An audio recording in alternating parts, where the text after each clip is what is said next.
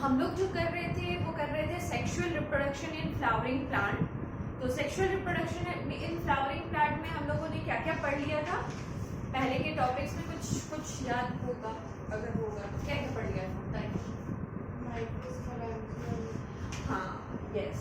तो हम लोगों ने पढ़ा था कि माइक्रोस्पोरेंजियम क्या होता है, माइक्रोस्पोर्स कैसे डेवलप होते हैं। हमने पढ़ा था कि मेगास्पोरेंजियम क्या होता है, मेगास्पोरेंजियम में डेवलपमेंट कैसे होता है, एग कहाँ सेटल्ड होता है। कुछ स्ट्रक्चर वाइज भी हम लोगों ने देखा था कि एग कहाँ प्रेजेंट रहता है, चेलोजल एंड कहाँ रहता है, साइनोजीट्स कहाँ रहता है, वो सब थोड़ा बहुत आइडिया लिया था with the help of a diagram. ठीक है, तो उतनी चीजें अगर क्लियर हो गई है तो एक टॉपिक नया आता है जो इसी चैप्टर में है, वो है आउटब्रीडिंग डिवाइसेस। ठीक है, क्या टॉपिक है? Outbreeding devices. ठीक है, तो आउटब्रीडिंग डिवाइसेस एक्चुअली होता क्या है? बहुत सारे मैकेनिज्म्स हैं, बहुत सारे तरीके हैं जो कि ना सेल्फ पॉलिनेशन को डिस्करेज करता है। क्यों? सेल्फ पॉलिनेशन इज नॉट क्या बोलूंगी मैं, कौन सा अच्छा है? अगर तुमसे पूछा जाए सेक्सुअल रिप्रोडक्शन अच्छा है कि असेक्सुअल रिप्रोडक्शन अच्छा है, तो तुम लोग ऑब्वियसली रिप्लाई करोगे सेक्सुअल रिप्रोडक्शन अच्छा है, क्योंकि हमने प्रीवियस चैप्टर में पढ़ लिया है कि सेक्सुअल रिप्रोडक्शन क्या करता है? वेरिएशंस क्रिएट करता है। और असेक्सुअल रिप्रोडक्शन से क्या होता है? क्लोन होता है। अगर सेल्फ पॉलिनेशन होगा तो ऑब्वियसली क्या होगा? एक ही टाइप का ही रिप्रोडक्शन होगा। और क्रॉस पॉलिनेशन होगा तो ऑब्वियसली कुछ न्यू वैरायटी निकल के आएगा। तो ये ऐसा डिवाइस है जो बहुत सारे, जिसमें हम बोल सकते हैं बहुत सारे ऐसे मैकेनिज्म हैं जो कि क्या करते हैं? डिस्करेज करते हैं सेल्फ पॉलिनेशन को। ठीक है, और एनकरेज बोल सकते हैं किसको करेंगे? एनकरेज करेंगे क्रॉस पॉलिनेशन को। ठीक है, जैसे कि पहला है, हम कैसे कैसे कर सकते हैं, मतलब सेल्फ पॉलिनेशन को डिस्करेज करना है, क्रॉस पॉलिनेशन को एनकरेज करना है, तो कुछ हमको करना होगा ना जिससे हम क्रॉस पॉलिनेशन को एनकरेज करेंगे। तो वो तरीका इज आउटब्रीडिंग डिवाइसेस। ठीक है, जैसे कि पॉलन जो होगा, पॉलन रिलीज एंड स्टिग्मा को क्या करेंगे? Receptivity not synchronise. मतलब क्या हुआ? Pollen release and stigma receptivity not synchronise. Pollen जब रिलीज हो रहा होगा ना तो स्टिग्मा रेडी रहता है ना पॉलन को कैच करने के लिए, है ना? तो वो उसका मतलब जो कैच करने वाला, जैसे हम लोग क्या करते हैं, हम लोग लॉक एंड की देखते हैं, तो लॉक एंड की में क्या होता है? एक पर्टिकुलरली की घुसता है। तो वैसे ही पॉलन में एक पर्टिकुलरली एक रिसेप्टिकल प्रेजेंट होगा ना स्टिग्मा में, वहां जाके बैठेगा, वो उसको सिंक्रोनाइज ही नहीं होने देंगे। सिंक्रोनाइज का मतलब होता है पहचानने ही नहीं देंगे, हम लोग उसको किसी से चीज से ढक देंगे, तो हो नहीं पाएगा सेल्फ पॉलिनेशन, राइट? दूसरा पॉइंट कह रहा है anther and stigma placed in different position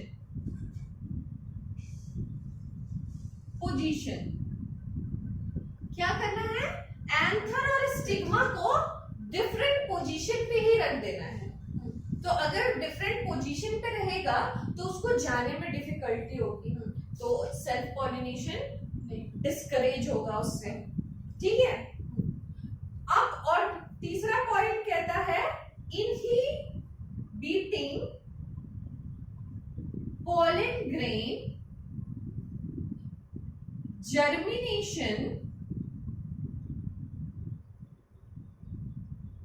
in pistil. Pistil के ऊपर हम पॉलन ग्रेन का जर्मिनेशन ही नहीं होने देंगे, ठीक है। जैसे ही पॉलन ग्रेन आने वाला हो उसको कवर कर दिए हम, केमिकल लगा दिए, सिंक्रोनाइज नहीं होने दिए, कुछ करेंगे जिसकी वजह से पॉलन ग्रेन वहां पे बैठ के जर्मिनेट ही नहीं करता, ठीक है। या फिर चौथा एंड द मोस्ट इंपॉर्टेंट और बहुत अच्छा तरीका है क्या, प्रोडक्शन ऑफ यूनिसेक्सुअल फ्लावर, है ना। फ्लावर ही यूनिसेक्सुअल है, ठीक है। फ्लावर अगर यूनिसेक्सुअल है तो एक मेल किसी एक फ्लावर में, प्लांट में, फीमेल एक अलग फ्लावर में, तो क्रॉस पॉलिनेशन ही तो होगा, है ना। तो this is the very important and बहुत अच्छा तरीका है टू अवॉइड सेल्फ पॉलिनेशन, ठीक है। अब तुमने पूछा था यहाँ पे सिंक्रोनाइज मतलब क्या होता है, सिंक्रोनाइजेशन क्या होता है ना, एक चीज तुमने पूछा था, तो वो क्या होता है ना, उसमें एक टॉपिक आ जाता है पॉलन पिस्टिल इंटरैक्शन, उसमें एक टॉपिक आ जाता है पॉलन पिस्टिल इंटरैक्शन। जो पिस्टिल क्या होता है, पिस्टिल हमारा यही होता है, ovary with style and stigma, this whole structure is known as pistil. तो पिस्टिल क्या करता है, जनरली सिंक्रोनाइज करता है कि पॉलन ग्रेन कहाँ है, पॉलन ग्रेन कहाँ है, जहां आता है कैच कर, उसका वो काम, ठीक है। तो हम कह सकते हैं पॉलन पिस्टिल इंटरेक्शन में कि pistil has a ability to synchronize the compatible pollen, है ना। ऐसा तो नहीं सब पॉलन को हम बैठा लेंगे अपने ऊपर, सभी पॉलन को तो नहीं बैठाएंगे, जो उसके साथ कंपैटिबल होगा, जो अच्छा पॉलन होगा, जो अच्छे से अंदर जाके उसके एग को फर्टिलाइज कर सकेगा, उसी कंपैटिबल पॉलन को ही बैठाएगा पिस्टिल, है ना। To initiate the post fertilization process, तो इसको कहते हैं पॉलन पिस्टिल इंटरेक्शन। कि पॉलन पिस्टिल हमेशा क्या करेगा, ये सोच के पॉलन को बैठाएगा और उस पॉलन को बैठाएगा जो कि उसके साथ अच्छा कंफर्टेबल हो, राइट, अंडरस्टूड, समझ में आ गया, ठीक है, ओके। तो ये टॉपिक क्लियर है। आउटब्रीडिंग डिवाइसेस मतलब क्या हुआ, हम कुछ ऐसा डिवाइस लगा देंगे जिसकी वजह से पॉलन जो रिलीज हुआ वो स्टिग्मा को पहचान ही नहीं पाएगा। कुछ ऐसा करेंगे कि एंथर और स्टिग्मा दोनों अलग अलग पोजीशन पे हो जाए। कुछ ऐसा करेंगे कि पॉलन ग्रेन जर्मिनेट ही नहीं कर पाए पिस्टिल में, या फिर यूनिसेक्सुअल फ्लावर बना देंगे। तो कुछ तो डिवाइस का यूज करना पड़ेगा ये सब काम करने के लिए, तो that is outbreeding device. Clear, मिटा ले। Next is artificial hybridization. Artificial hybridization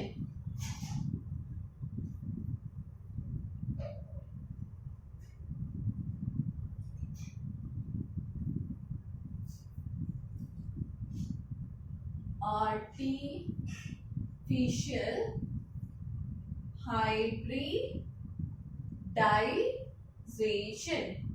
क्या समझती हो इससे, क्या टर्म से लग रहा है कि क्या होगा ये?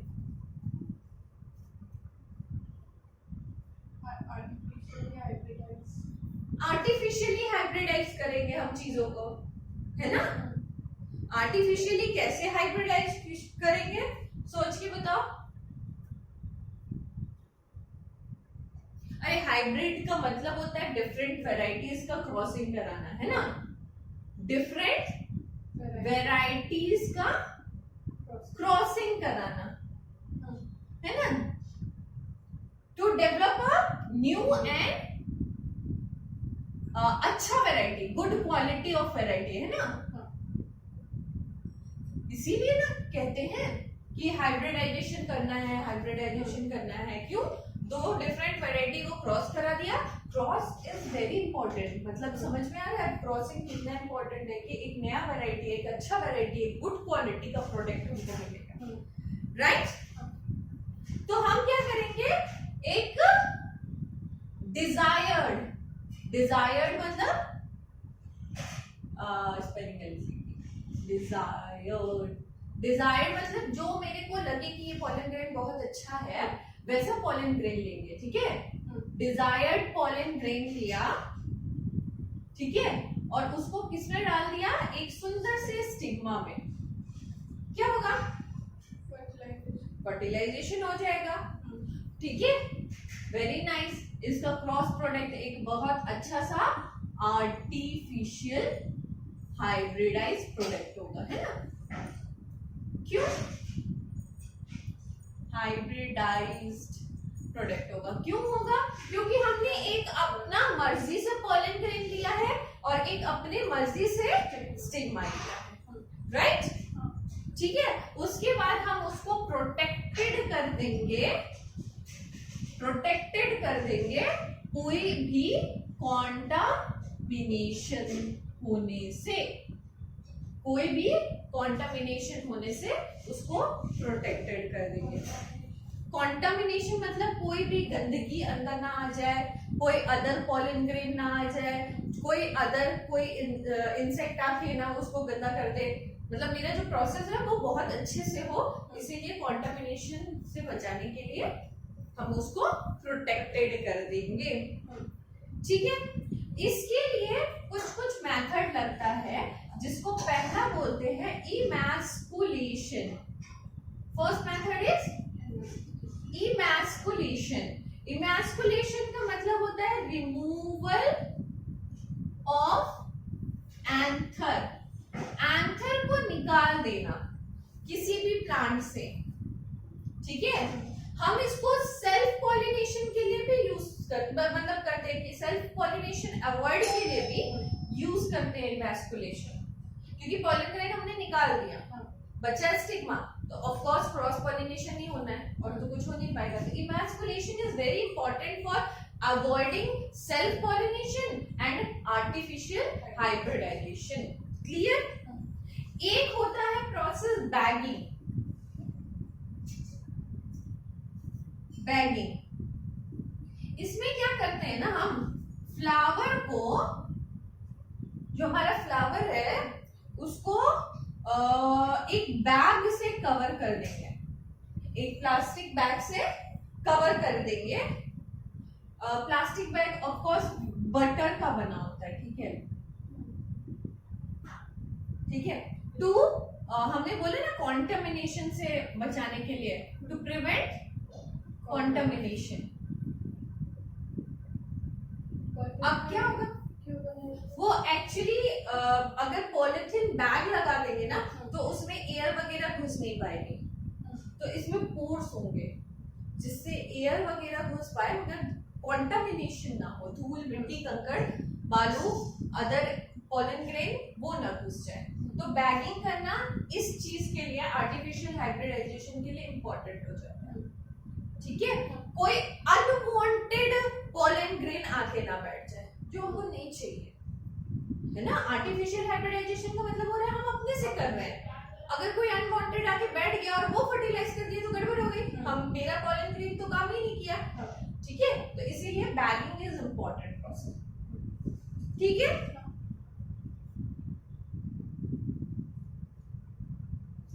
ठीक है, मेटालिक, तो आर्टिफिशियल हाइब्रिडाइजेशन क्लियर, ओके। सो आर्टिफिशियल हाइब्रिडाइजेशन का मतलब क्या हुआ, आर्टिफिशियली हम किसी पॉलन ग्रेन को किसी स्टिग्मा के ऊपर फर्टिलाइज कराएंगे और फर्टिलाइजेशन होने तक हम उसको बैगिंग करके रखेंगे, है ना, ताकि कोई कंटामिनेशन ना हो जाए। Next topic is double fertilization. Next topic is double fertilization. इसमें आप लोग समझने का काम यहाँ पे कीजिए और जो एनसीईआरटी बुक में डायग्राम अवेलेबल है उसी को बनाइए, ठीक है। Next topic is double fertilisation.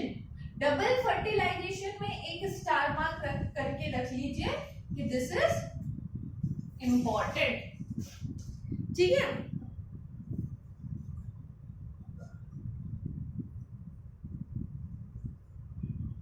ठीक है, तो पिछला जो हमारा फीमेल गैमेटोफाइट था, जहां पे हम लोगों का एग का डेवलपमेंट हो गया था, वो स्ट्रक्चर एक बार याद कीजिए, थोड़ा सा होल्ड करके वो स्ट्रक्चर देख लीजिए, उसके बाद हम इस पे आते हैं, ठीक है। वो डायग्राम देख लीजिए एक बार, देख लिया, ठीक। तो स्ट्रक्चर कुछ ऐसा था ना, ऐसे करके कुछ स्ट्रक्चर था और यहाँ पे दो साइनर्जिड्स और एक एग, दो साइनर्जिड्स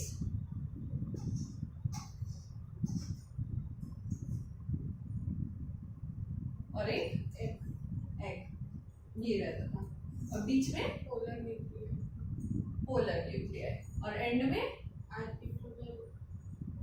एंटीपोडल सेल्स, एंटीपोडल सेल्स, और इसको बोल देते हैं क्या, पोलर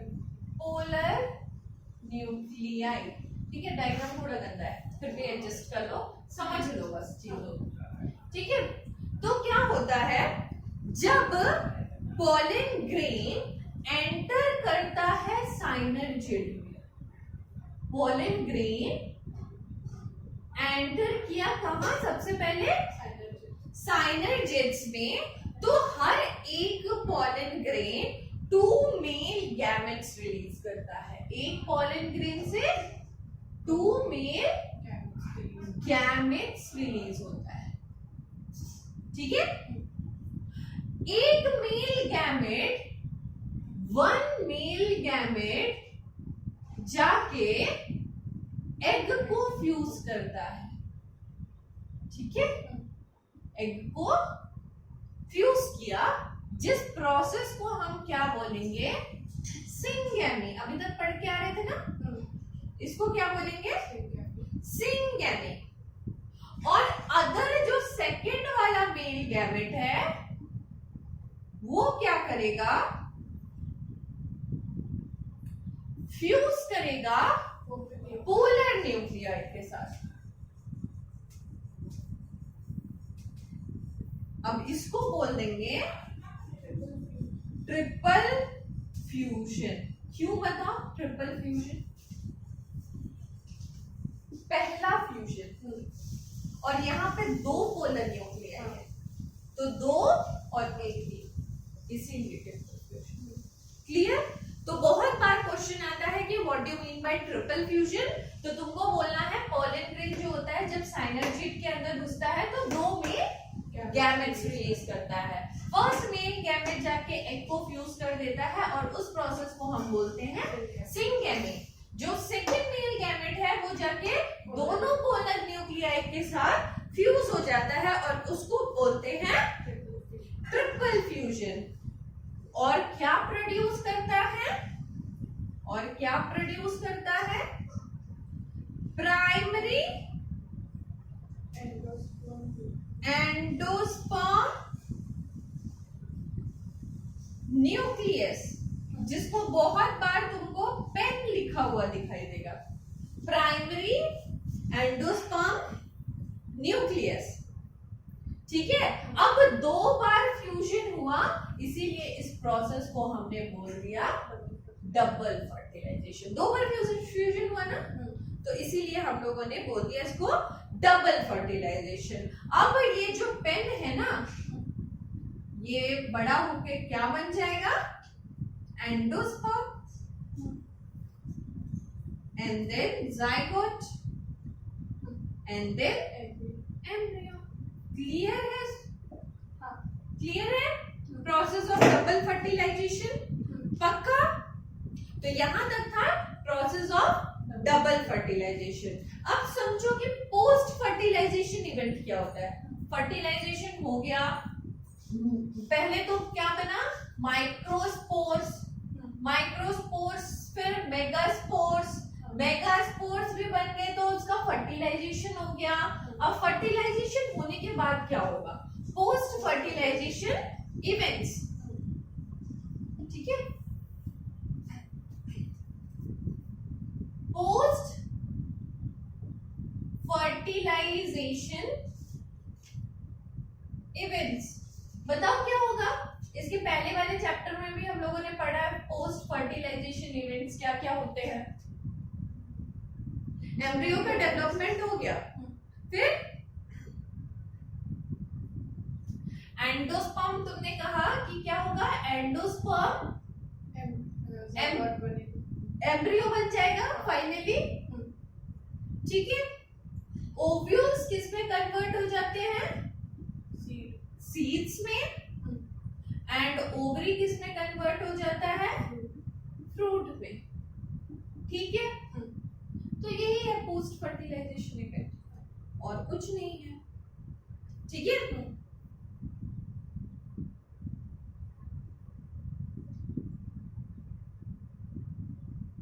ठीक है, तो ये जो एम्ब्रियो है इसको ना बहुत बार डिवीजन में जाना पड़ता है, कंटिन्यूअस डिवीजन में जाना पड़ता है। यहां पर लिख देती हूं मैं, डिवीजन में जाता है और क्या बनाता है, ट्रिप्लॉइड एंडोस्पर्म।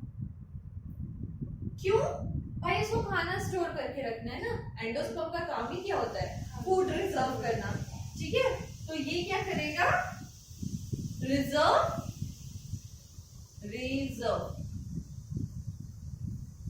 फूड मटेरियल,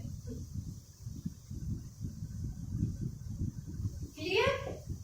तो ये क्या करेगा, खाना रिजर्व करके रखेगा। अब यहां पे देखो कि एंडोस्पर्म का बेसिकली 2 टाइप्स के होते हैं, 2 टाइप्स ऑफ एंडोस्पर्म। क्या क्या होते हैं ये, first is free nuclear type, that is the common method. और दूसरा होता है तुम्हारा सेलुलर टाइप। एंडोस्पर्म में बेसिकली दो तरीके का होता है, एक होता है फ्री न्यूक्लियर टाइप जो कि हर एक प्लांट में तुमको जनरली दिखाई देगा, और दूसरा होता है सेलुलर टाइप में जिसमें न्यूक्लियर प्रेजेंट होगा, ठीक है। एक और टर्म आता है तुम्हारा सेलुलर टाइप में, जिसमें तुम बोल सकती हो, बहुत बार सुनने मिलेगा, नॉन एल्बुमिनस, सॉरी, ये टर्म बहुत बार सुनने मिलेगा तुमको, नॉन एल्बुमिनस। नॉन एल्बुमिनस का मतलब होता है endosperm completely utilize before maturation of seeds. क्या, endosperm completely utilize before the maturation of seed. Before the maturation of seeds. Seeds के maturation से पहले एंडोस्पर्म फुल्ली यूज हो जाता है। फॉर एग्जाम्पल बताओ, मटर, एंडोस्पर्म बिल्कुल मैच्योर हो गया है। ग्राउंडनट है ना, खाते हो ना, ग्राउंडनट नहीं खाते, मूंगफली, तो सीड, मूंगफली क्या होता है, बेसिकली सीड है, और सीड बनने से पहले पूरा एंडोस्पर्म खाली हो चुका है ना। तो this are the example of non albuminous. अब दूसरा एक और होता है जिसको हम बोलेंगे, बहुत बार टर्म यूज होगा, एल्बुमिनस। तो एल्बुमिनस क्या बोल सकते हो, एंडोस्पर्म विच आर हैविंग क्या बोल, a portion of endosperm remain there before maturation of seed. यहाँ पे खत्म हो जाता है, वहां पे एंडोस्पर्म नहीं खत्म होता है, ठीक है। तो बोल सकते हैं portion of endosperm remain in mature seed, ठीक है। फॉर एग्जाम्पल मेज, व्हीट वगैरह, उसमें तो एंडोस्पर्म ही रहता है ना बेसिकली, सीड तो बहुत छोटा सा अंदर रहता है, ठीक है, क्लियर। तो ये दोनों टाइप तुमको सेलुलर टाइप में दिखाई देंगे, एक होगा नॉन एल्बुमिनस, दूसरा होगा एल्बुमिनस, ठीक है। एक और टर्म आएगा जिसको बोलेंगे एम्ब्रियोजेनी, बेटा ले एम्ब्रियोजेनी।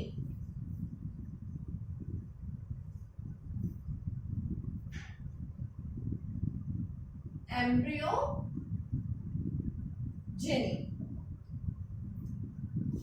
एम्ब्रियोजेनी का मतलब हो रहा है early stage of embryo development.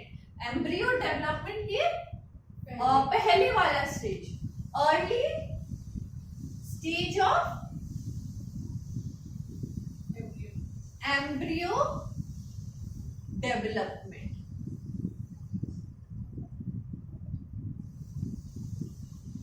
तो एम्ब्रियो से पहले कौन सा स्ट्रक्चर होता है, जाइगोट होता है ना।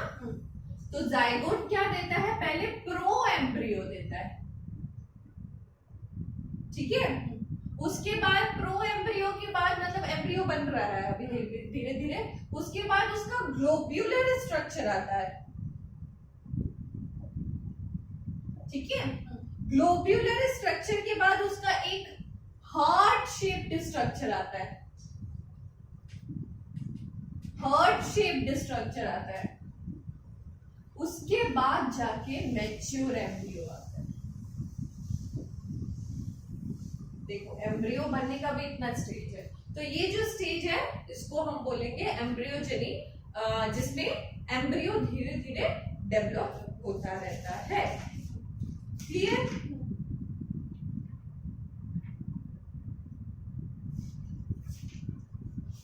ओके, इतना क्लियर मिटाले। अब आता है मोनोकोटिलिडनस सीड। डाइकॉट मोनोकॉट पढ़ा हुआ है, बचपन से ही पढ़ते आ रहे हैं, है ना।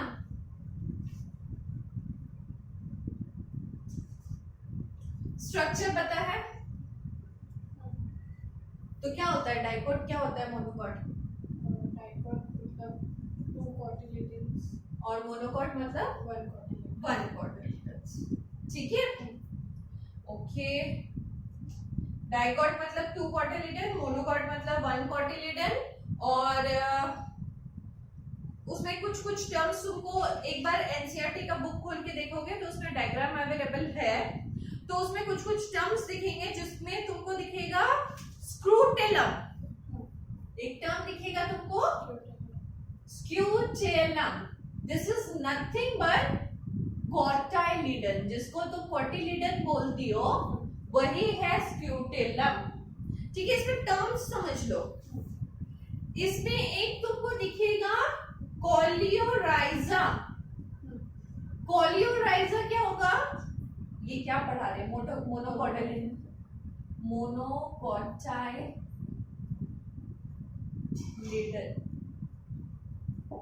ठीक है। ओके, एक दिखेगा तुमको coleorhiza, this is nothing but undifferentiated sheath covering of radical and root cap, ठीक है। रूट कैप जानती हो, रेडिकल जानती होगी, ठीक है। तो कोलियोराइजा का मतलब होता है undifferentiated sheath covering of radicle and root cap. एक दिखेगा तुमको टर्म, वो होगा कॉलियोटाइल, ठीक है, जो कि है शीथ कवरिंग ऑफ प्यूम्यूल, प्यूम्यूल का शीथ कवरिंग है, ठीक है। बाकी सब तुम मोनोकॉटिलिडन के बारे में जानती हो, और इतना ही टर्म था जो कि न्यू था, ठीक है। ओके, अब मोनोकॉट हो गया, डाइकॉट हो गया, अब है सीड्स की बारी। सीड क्या होता है? सीड क्या होता है बताओ? जिससे प्लांट या अरे बाप रे, ऐसे बोलना है। Fertilized and mature ovule. Seed क्या है? एक फर्टिलाइज्ड है और मैच्योर ओव्यूल है, राइट। फर्टिलाइज्ड और मैच्योर ओव्यूल है। सीड के पास क्या क्या होता है बताओ? एक कॉटाइलिडन होता है, क्या होता है और? एम्ब्रियोनल एक्सिस होता है ना। ऐसा सीड अगर दिखता है तो this is a embryonal axis, है ना। और एक कॉटाइलिडन होता है जहां से पत्ते निकलेंगे, ठीक है। और एक क्या रहता है? सीड कोट रहता है ना, जो कि बेसिकली ज्यादातर डबल लेयर रहता है क्योंकि प्रोटेक्शन दे रहा है ना, राइट। आउटर लेयर को हम लोग क्या बोलते हैं? आउटर लेयर को हम बोलेंगे टेस्टा, और इनर लेयर को बोलेंगे tegmen. Outer layer is known as testa and inner layer is known as tegmen. एक टर्म आता है सीड में हीलियम,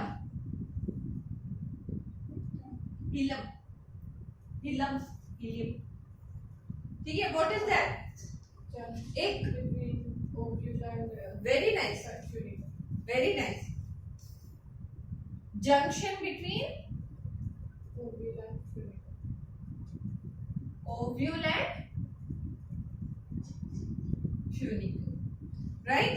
या फिर हम बोल सकते हैं जो स्कार प्रेजेंट रहता है सीड कोट में, दैट इज हीलियम, ठीक है। अब सीड जो हो सकता है again albuminous and non albuminous, जो हमने बता दिया तुमको, ठीक है। पेरिस्पर्म एक टर्म आता है सीड में, ऊपर वाला मिटा ले, मोनोकॉट में डाल लेते हैं।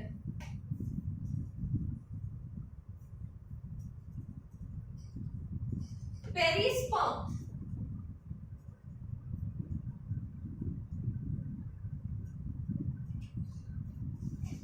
ठीक है।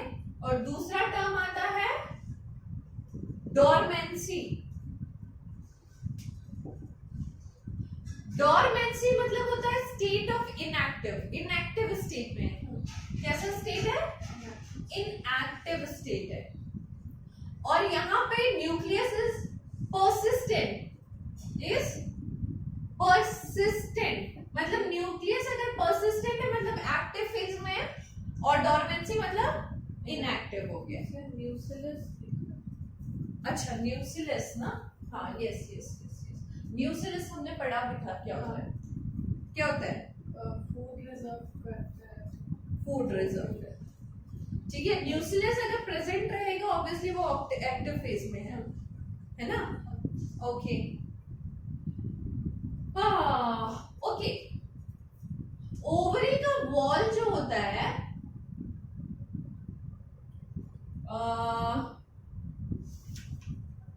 या फिर फ्रूट का वॉल बोलो, फ्रूट का वॉल को क्या बोलते हैं हम लोग? पेरिकैल। ये सब टर्म है, टर्म जानते जाओ बस, ठीक है, राइट। तो यही सब था बेसिकली जो सीड में तुमको टर्म मिलेगा, एक टर्म और आता है एपोमिक्सिस और पॉलीएम्ब्रियोनी। ठीक है, पहले समझ लेते हैं एपोमिक्सिस क्या होता है। इसको मैं टाले पूरा। You say false fruits or true fruits क्या होता है? True fruits only ovary contributed fruit formation। ठीक है, अगर सिर्फ ओवरी कंट्रीब्यूट कर रहा है फ्रूट के फॉर्मेशन में, लिख लो। अगर पता करना है तो लिख लो what is true fruit. True fruit होता है ओवरी कंट्रीब्यूटिंग फ्रूट फॉर्मेशन। ठीक है, only ovary, only ovary contributed food formation। ठीक है, और false fruit का मतलब होता है कि ओवरी एंड टेस्टा बोल रहे, थैलेमस, गलत हो गया। ओवरी एंड थैलेमस दोनों कंट्रीब्यूट कर रहे हैं फ्रूट के फॉर्मेशन में। ठीक है,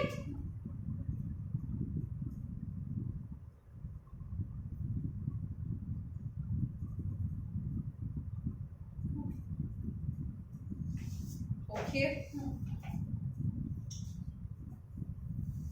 नेक्स्ट टर्म इज एपोमिक्सिस। मतलब अगर इसका सीड डेवलप होगा, इस तरह एपोमिक्सिस होके सीड अगर डेवलप हो रहा है तो वो सीड कैसा होगा, मतलब डिप्लॉयड जो तुम्हारा सेल होगा वो एम्ब्रियो में जब डेवलप हो रहा है, ये विदाउट फर्टिलाइजेशन हो रहा है। अगर मतलब फॉर्मेशन ऑफ एम्ब्रियो हम बोल सकते हैं विदाउट फर्टिलाइजेशन हो रहा है, तो उसको बोलेंगे फर्टिलाइजेशन हो रहा है तो उसको बोलेंगे एपोमिक्सिस। ठीक है, ओके। फॉर एग्जाम्पल अगर तुम लिखना चाहोगी तो होता है सिट्रस और मैंगो में। Mango is apomixis, embryo is apomixis, embryo is parthenocarpic without fertilization embryo का डेवलपमेंट, इसीलिए इसको ऐसा। ठीक है, नेक्स्ट इज पॉलीएम्ब्रियोनी। नाम से ही समझ में आ रहा होगा।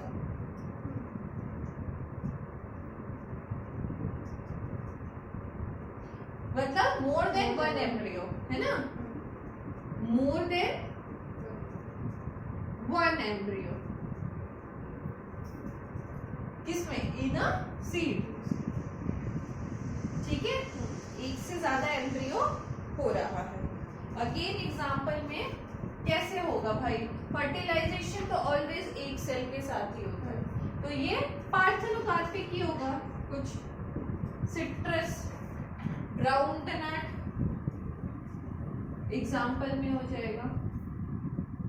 ठीक है, क्लियर? यहां हो जाता है आपका चैप्टर नंबर 2 खत्म। ठीक है, next we move for the next chapter in another, right?